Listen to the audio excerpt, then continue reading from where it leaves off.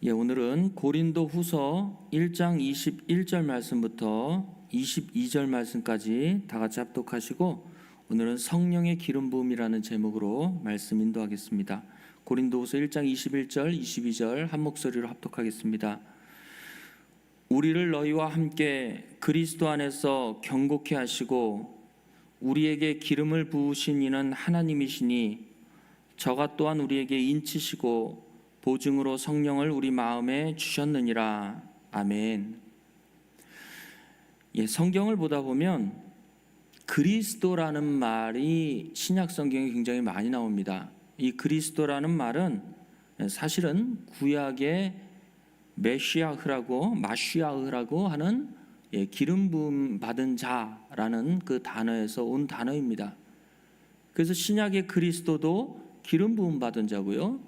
그 다음에 구약의 마시아흐라는 그 단어도 메시아라고 그러죠.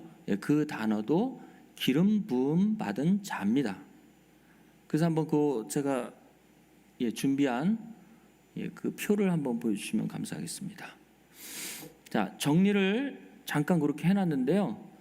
그리스도는 기름 부음 받은 자입니다. 이거를 그리스도라고 이야기하는데 요한복음 1장 41절에 보면 그가 먼저 자기의 형제 시몬을 찾아 말하되 우리가 메시아를 만났다 하고 메시아는 번역하면 그리스도다.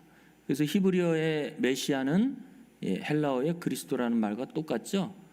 그래서 메시아를 만났다 하는 이 메시아는 기름 부음 받은 자를 만났다는 것이죠. 그래서 이 기름 부음 받은 자는 사실은 구약에는 많이 있었어요. 근데 여기서 요한복음 1장 41절에 말하는 이 메시아 그리스도는 바로 예수 그리스도를 지칭해서 말을 하는 것이죠.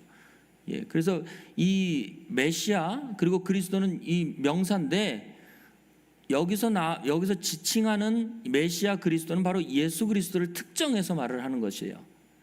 그래서 거기 헬라어로 보면 크리스토스, 그래서 크리마에서 유래됐고 기름 부음 받은 자라는 뜻이고요. 구약의 마시아흐, 메시아도 기름 부음 받은 자입니다. 근데 여기 보면 왕, 제사장 혹은 선지자로 특별히 성별된 사람들이라고 얘기하고 있죠. 그래서 구약의 마시아흐, 메시아는 여기 기름 부음 받은 자, 왕, 제사장, 선지자 중에서 구약의 기름 부음 받은 자는 이 감람유로 기름 부음 받았어요. 감람유. 그래서 여기 앞에 보시면요, 구약의 기름을 부을 때는 특별한 절차가 있는데 이게 이제 소뿔이나 양의 뿔을 깎아가지고 이렇게 만들어진 이 뿔에다가 구멍을 파가지고 여기다가 감람유, 오늘날 올리브유죠. 그 올리브유를 담아가지고 왕이나 제사장, 선지자에 임명할 때 그 머리에 붓는 의식을 했습니다. 그래서 여기 간단하게 보면 왕, 제사장, 선지자가 기름 부음 받는 사건을 이렇게 몇 구절로 정리를 해봤는데요. 첫 번째로 엘리야 선지자가 예후라는 사람한테 기름을 부어서 왕을 세우죠. 그리고 또 자기의 후계자 선지자죠, 엘리사에게 기름을 부어서 엘리야 대신해서 선지자가 되게 하라, 그렇게 여호와 하나님께서 말씀하셨고 엘리야는 그 일을 했습니다. 그때 머리에다 뭘 부었어요? 올리브유를 부었어요. 감람유를 실제로 감람유를 솥불을 깎아서 그 속에 빈 통에다가 감람유를 넣어서 머리에다 부었습니다. 그런 의식이 있었습니다. 그리고 왕, 선지자, 그 다음에 제사장에게도 기름 부음이 있었는데 모세한테 얘기하는 거죠. 출애굽기 28장 41절에 보면 너는 그것들로 내 형 아론과 그와 함께한 아들들, 대제사장의 자손들이죠. 아들들에게 입히고 거룩한 옷을 입히고 그들에게 기름을 부어 위임하고 거룩하게 하여 그들로 제사장 직분을 내게 행하게 할지라, 그렇게 얘기하고 있죠. 그래서 구약의 기름 부음 받은 자 메시아, 마시아흐라는 그 메시아들은 많이 있었어요. 왕도 메시아고 그 다음에 선지자도 기름 부음 받은 자고 제사장도 기름 부음 받은 자입니다. 그러나 이 왕, 제사장, 선지자에게 기름을 부으라고 하신 분이 누구냐? 바로 여호와 하나님이시죠. 그분이 이제 신약에 등장하셔서 바로 예수 그리스도 한 분에게 그 기름 부음 받은 그 모든 직분이 예수 그리스도 한 분에게 집중이 되는 것입니다. 그래서 신약에서는 이 기름 부음 받은 자가 여러 명이 아니고 특정해서 예수 그리스도를 얘기하고 있어요. 그래서 예수님은 성경 어디에도 감람유, 올리브유로 기름 부음 받은 적이 없어요. 그러면 예수님에게 기름을 부었다는 이야기는 뭘 얘기하는 거냐? 감람유도 아니고 감람유로 기름 부음을 받지 않았다면 도대체 무엇으로 기름 부음을 받았길래 구약의 왕, 제사장, 선지자의 직분이 그리스도의 직분이라고 신학에서도 얘기하고 있느냐? 그래서 먼저 예수님께서 왕, 제사장, 선지자 되심을 먼저 설명을 하겠습니다. 요한계시록 17장 14절에 보면 중요한 부분만 얘기하겠습니다. 어린 양은 만주의 주시오 만왕의 왕이심으로 그렇게 얘기하고 있죠. 그래서 어린 양 예수 그리스도가 만주의 주시고 만왕의 왕이라고 요한계시록에는 얘기하고 있고, 공관복음에 보면 또 로마 총독이 내가 유대인의 왕이냐? 그러니까 내 말이 옳도다 그렇게 또 얘기하시죠. 예수님이 살아생전에도 그런 말씀을 하십니다. 그래서 예수님이 자기 자신을 왕이라고 얘기를 했어요. 그 다음에 예수님이 또 선지자예요. 누가복음에 보면 가라사대 무슨 일이 있느냐? 가라사대 나사렛 예수이리니 그는 하나님과 모든 백성 앞에서 말과 일행 등한 선지자이거늘 그렇게 얘기하고 있죠. 그래서 예수님은 왕이고 선지자고 히브리서 3장 1절에 보면 제사장이죠. 우리의 믿는 도리의 사도시며 대제사장이신 예수를 깊이 생각하라. 그래서 구약의 왕, 제사장, 선지자에게 기름을 부으라고 하셨던 하나님이 누구로 나타났어요? 바로 예수 그리스도 한 분으로 나타나셔서 구약의 왕, 제사장, 선지자의 직분을 자기 혼자의 몸으로 이제 완성적인 그리스도의 직분을 감당하셨던 때가 바로 2000년 전에 예수 그리스도의 사역이었습니다. 그러면 오늘날 하나님의 아들들, 그리스도와 연합된 아들들 또한 기름 부음이 있는데 우리들도 감람유로 기름 부음 받은 적이 없어요. 어떤 사람은 이걸 물세례를 받았다 뭐 그렇게 얘기를 하고 있는데 정확히 의미적으로 가지 말고 기름 부음이라고 한다면 감람유를 머리에다 부어야 되는데 하나님의 아들들한테는 감람유로 기름 부은 적이 없습니다. 또 어떤 사람들은 또 머리에다 안수를 하면 기름 부음 받았다고 얘기해요. 그래서 장로교에서 목사 안수 때 그 다음에 안수 집사할 때 머리에다가 목사님들이 손을 얹고 있을 때 이걸 기름 부음이라고 얘기하는데 정확히 이야기하면 안수를 기름 부음이라고 하지는 않습니다. 그러나 그것을 성령의 임재하심을 기름 부음으로 이야기하고 있기 때문에 그렇게 의미적으로도 쓰고 있습니다. 중요한 것은 하나님의 아들들에게 기름 부음이 있었기 때문에 하나님의 아들들을 왕이요 선지자요 제사장이라고 합니다. 베드로전서 2장 9절에 보면 너희는 택하신 족속이요 왕 같은 제사장이라고 이야기하고 있죠. 그리고 우리를 왕과 제사장으로 이야기하고 있고 에베소서 4장 11절에서는 그가 혹은 사도로 선지자로 혹은 복음 전하는 자로 혹은 목자와 교사로 주셨다라고 얘기하고 있죠. 그래서 신약의 모든 하나님의 교회들을 왕, 제사장, 선지자로 이야기하고 있고 그것은 바로 우리가 독립적으로 왕, 제사장, 선지자가 된 게 아니고 기름 부음 받으신 예수 그리스도와의 연합을 통하여서 여러분들이 왕의 직분, 선지자의 직분, 제사장의 직분을 위임받았다고 성경은 얘기하고 있는 것입니다. 내가 스스로 하는 것은 아니에요.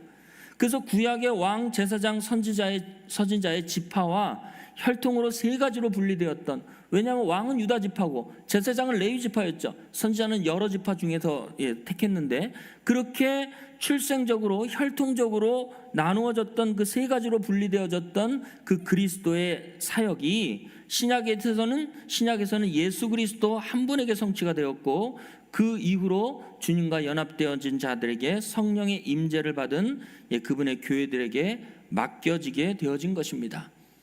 그래서 기름 부음은 오늘날 기름 부음, 새 언약의 기름 부음은 성령의 임재하심이에요. 정확히 얘기하면 몰리브유를 머리에 부은 것이 아니고 성령의 임재하심을 기름 부음이라고 얘기합니다. 구약에서도 그런 일은 있었어요. 사무엘상 16장 13절에 보면 사무엘상 16장 13절에 보면 구약에도 올리브유를 머리에 부으니까 기름 부음 성령의 감동하심이 나타나게 되죠. 사무엘상 16장 13절, 3상 16장 13절입니다.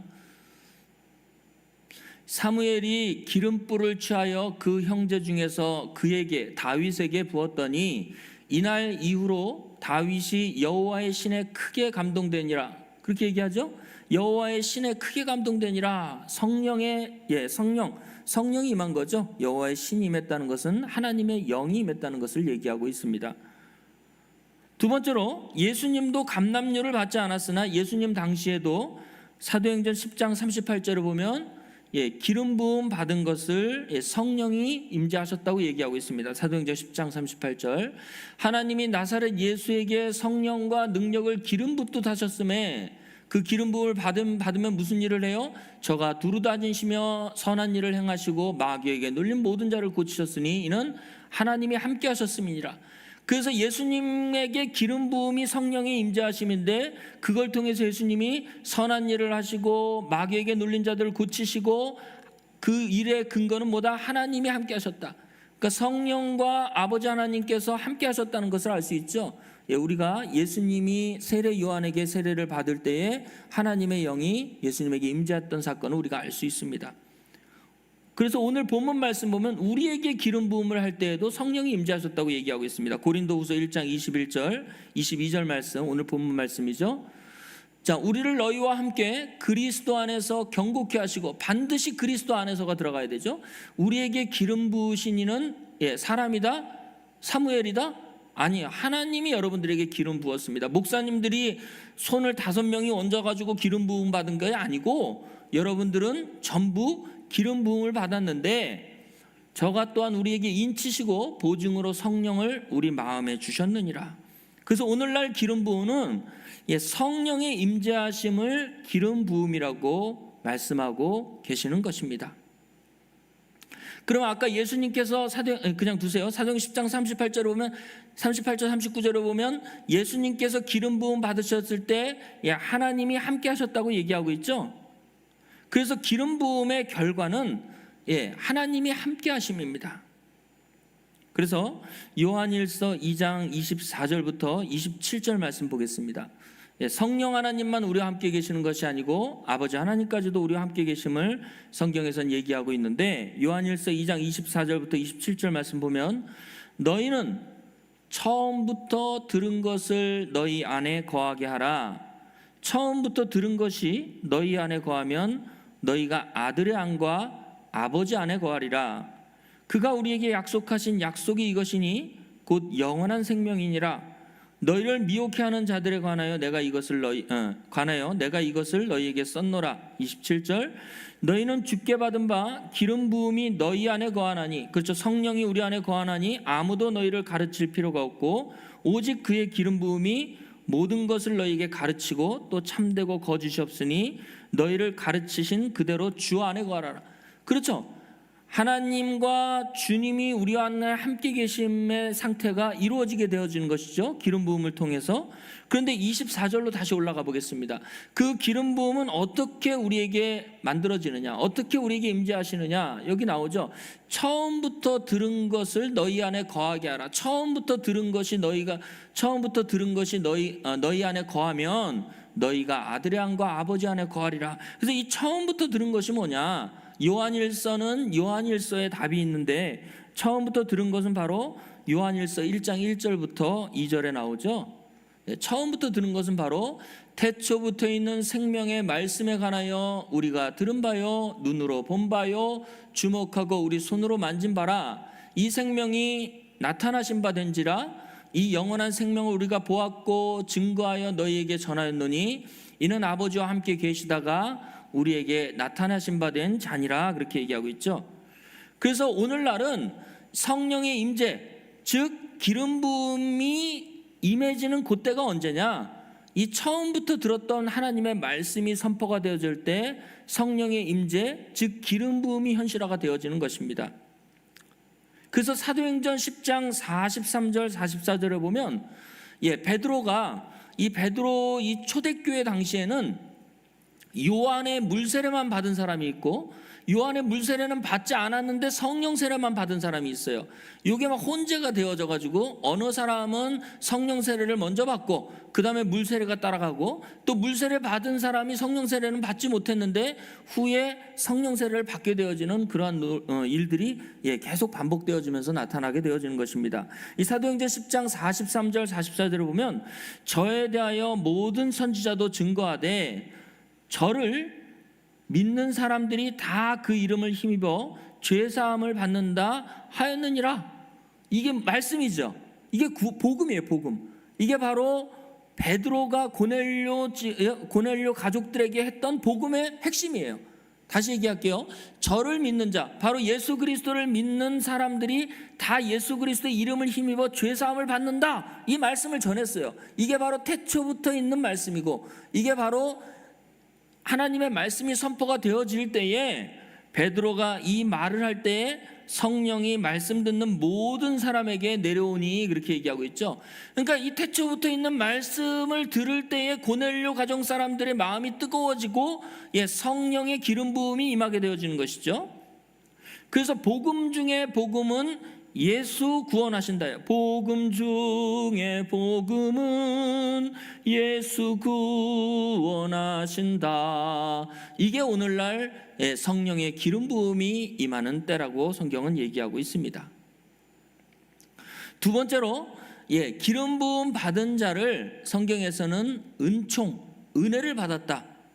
그래서 그걸 히브리어로 헤세드라고 얘기하는데, 은총, 은혜는 선물입니다. 선물을 받았다, 은총을 받았다, 그렇게 얘기하고 있는데, 사무엘하 7장 15절 말씀 보겠습니다. 사무엘하 7장 15절을 보면,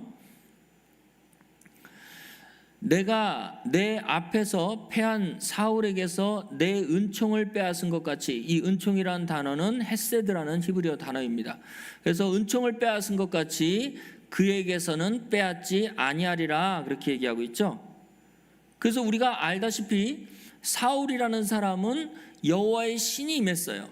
그에게도 기름 부음이 있었죠. 사무엘을 통해서 기름 부음이 있었는데, 그가 교만한 마음을 가져가지고 사무엘을 업신여기고 하나님을 업신여겼을 때, 두 번이나 큰 잘못을 했을 때 그에게서 여호와의 신이 떠나고 여호와의 부리시는 악신이 그에게 임했죠. 지금 그 얘기를 하고 있는 거예요. 그러면 사울에게서 내 은총을 빼앗았다는 얘기는 뭘 빼앗은 거예요? 여호와의 신이 그에게 떠난 것을 얘기하고 있는 것이죠. 그의 기름 부음이 끊겨진 것을 얘기해 주고 있는 것입니다. 그의 기름 부음이 빼앗겨지니까 어떻게 되는 거예요? 여호와의 부리시는 악신이 임하게 되는 것입니다.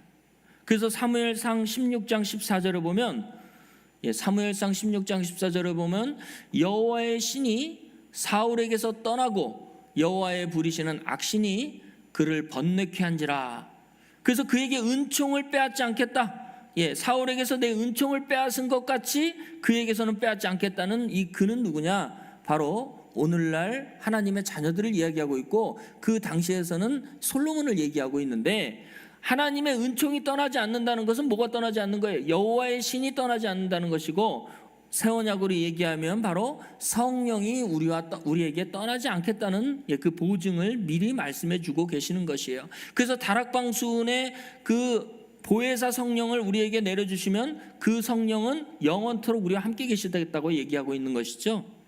그래서 기름 부음은 곧 은총이다, 은혜다, 그것은 선물로 주어진다 라고 말씀하고 있는 것입니다.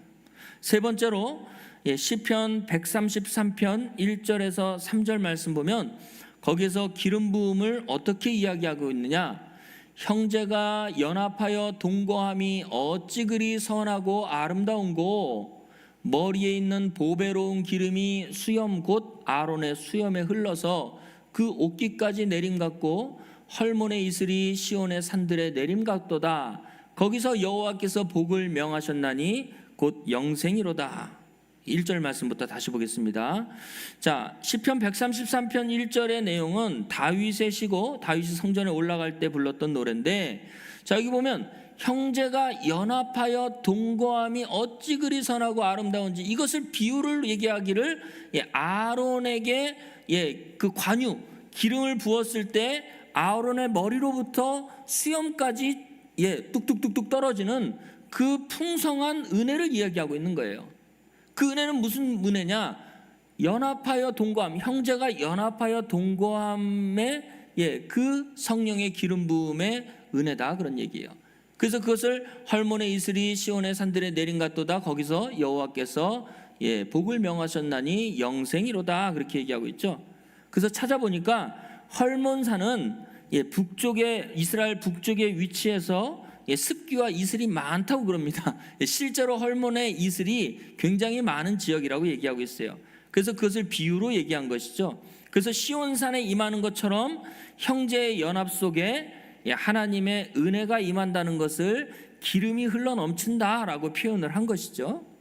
그래서 실제로 그냥 두세요. 출애굽기 30장 30절 31절을 보면 제사장 임명할 때에 아까도 봤지만 관유, 머리에다가 올리브유를 부었을 때에 머리로부터 흘러넘쳐서 이스라엘 사람들은 수염을 잘 안 깎으니까 수염으로 이렇게 흘러내리는 그런 광경을 표현하고 있는 것이에요. 그게 그냥 머리에 관유를 한 것이 아니고, 다시 보겠습니다. 형제가 연합하여 동거함이라고 얘기하고 있죠. 형제가 연합하여 동거함.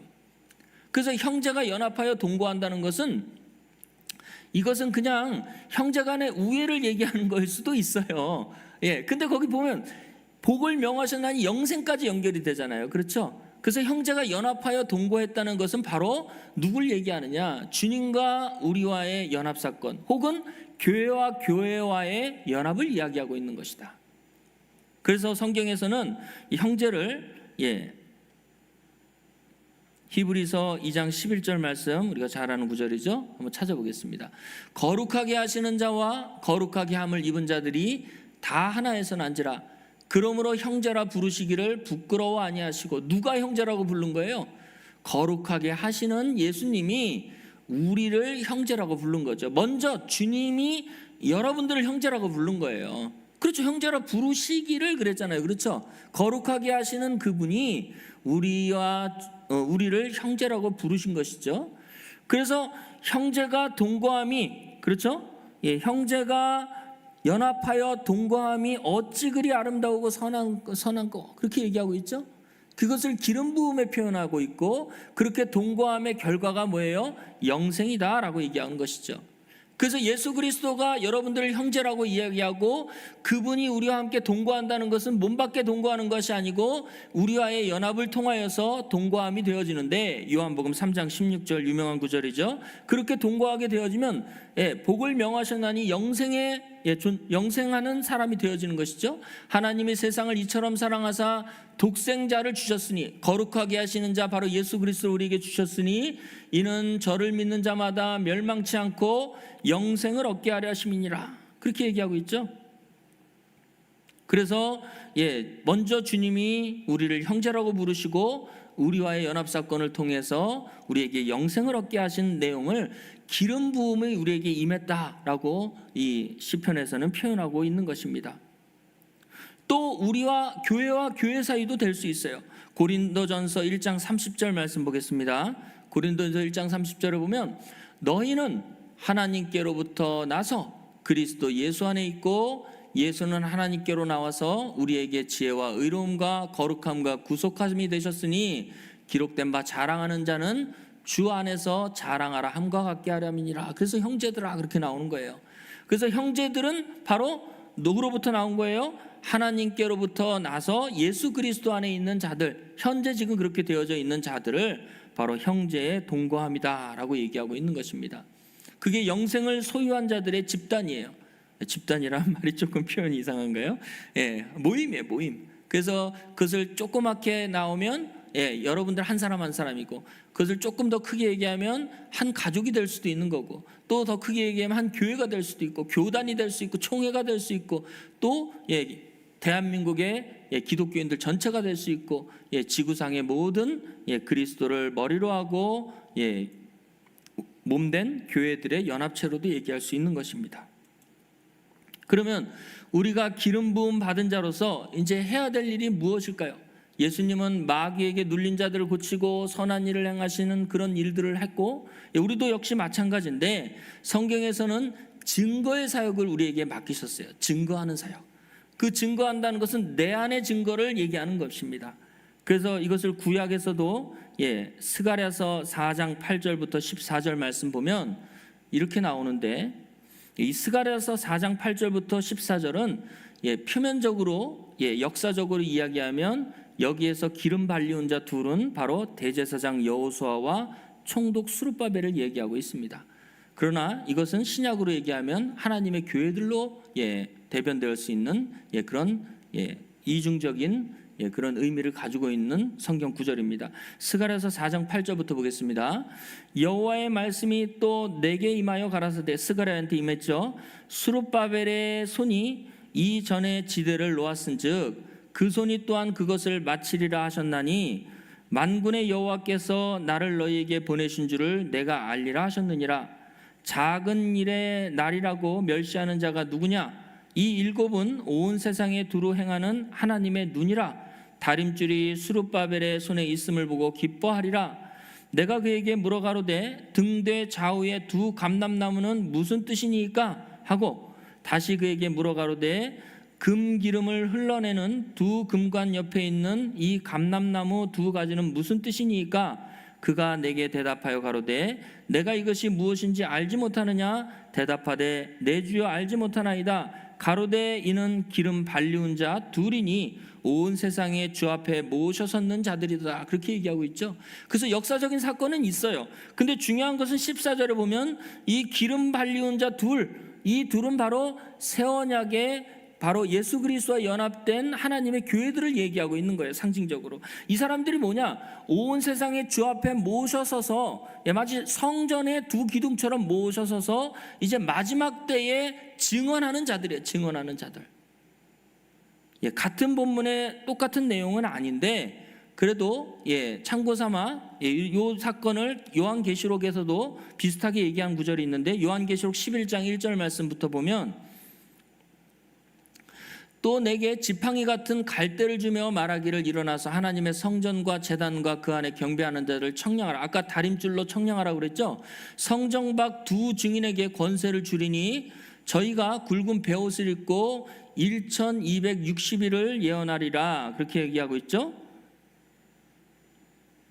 그렇죠.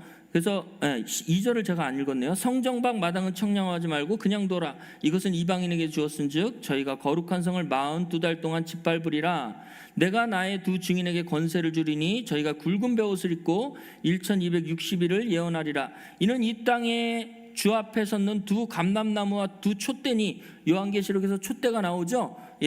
이 만일 누구든지 저희를 해하고자 한즉 저희 입에서 불이 나서 그 원수를 소멸할지니 누구든지 해하려 하면 반드시 이와 같이 죽임을 당하리라 라고 얘기하고 있죠. 중요한 것은 날짜 이런 것들도 중요해요. 이것들 다 풀면 다 내용이 나오는데 중요한 것은 뭐냐? 이 두 증인이 뭘 얘기하고 있어요? 다시 볼게요. 이 두 증인이 뭘 입고 있어요? 3절에 보니까 내가 두 증인에게 권세를 주리니 저희가 굵은 베옷을 입고, 베옷을 입었다는 것은 구약에 뭘 얘기하고 있는 거예요? 베옷을 입었다는 것은 회개 심판을 얘기하고 있는 거예요. 심판이 가까웠기 때문에 베옷을 입고 회개하라고 외친 거예요. 1260일 동안 예언하고 있는 것이 3년 반 동안 예언하고 있는 것입니다. 그래서 이 두 감람나무와 두 촛대인데 회개만 하느냐? 그 뒤에 보면 뭐라고 얘기하고 있어요?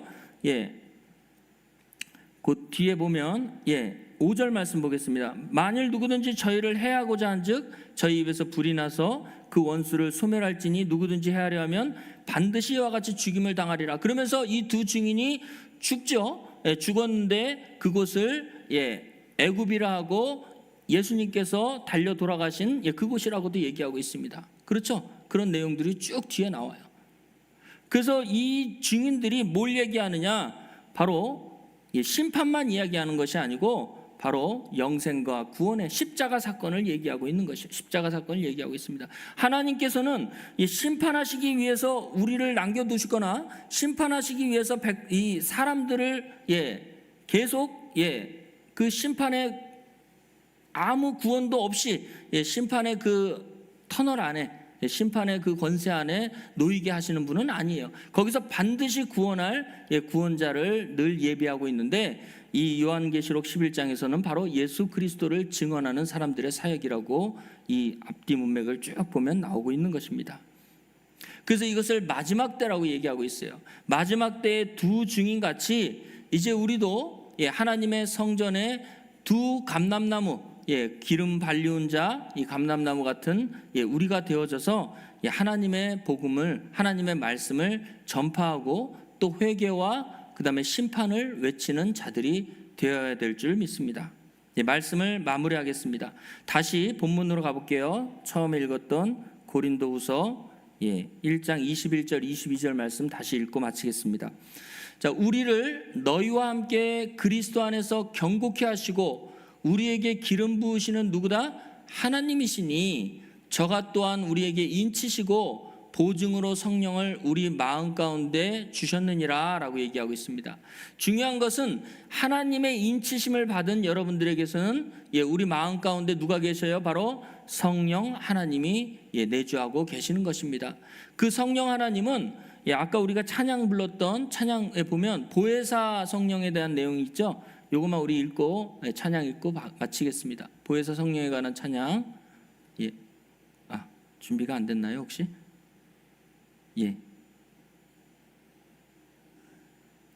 무한하신 주성령 188장